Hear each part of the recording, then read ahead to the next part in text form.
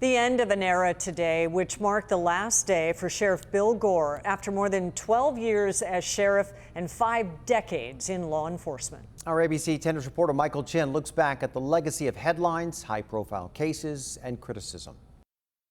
Sheriff's officials say there was no big send-off for Sheriff Gore on his last day, 9 months earlier than expected. In announcing his earlier retirement last month, he spoke of devoting more time to his wife. Gore, a force in local law enforcement for more than 12 years. During the time, he's credited with leading the creation of the department's cold case forensic team and a sex crimes investigation unit. His focus, the latest in computer technology, on high-tech analysis on display at the 2018 opening of the Sheriff's Crime Lab in Kearney Mesa. His tenure was marked by headlines. In 2010, his department led the investigation into John Gardner, convicted of killing teens Chelsea King and Amber Dubois. In 2011, the death of Rebecca Zahau, found nude, bound, and hanging at a Coronado mansion. His department's probe and a second look determined that the cause of death, debated by many to this day, was suicide. And I'm confident with our conclusion. Gore's time was also marred by deputy misconduct. In 2019, Richard Fisher pleaded guilty after he was accused of assaulting 16 women while on duty. Gore also faced criticism over his department's handling of inmates. Our county has the highest jail mortality rate among California's largest counties. Critics have also pointed to studies that found sheriff's deputies stop, search, and use force against people of color at higher rates than white people. While some complained of his lack of action, in 2019 he talked to ABC 10 News about his focus on diversity and hiring. We're not exactly where I'd like to be right now, but it's a time-consuming process. As Gore leaves, the county board will determine in the next few weeks how the interim sheriff will be chosen. An appointment could come in March. Michael Chen, ABC 10 News. Before the interim sheriff is determined, the acting sheriff is Under Sheriff Kelly Martinez. She has announced her intentions to run for sheriff in November in a bid that could make her the county's first female sheriff.